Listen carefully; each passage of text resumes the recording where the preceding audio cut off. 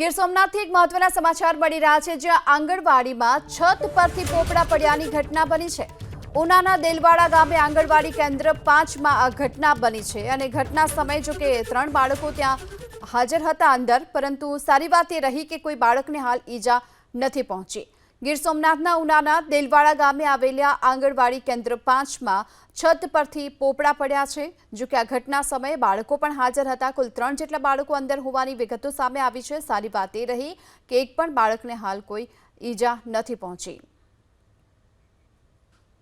ગીર સોમનાથથી એક મહત્વના સમાચાર મળી રહ્યા છે, જ્યાં આંગણવાડીમાં છત પરથી પોપડા પડ્યાની ઘટના બની છે।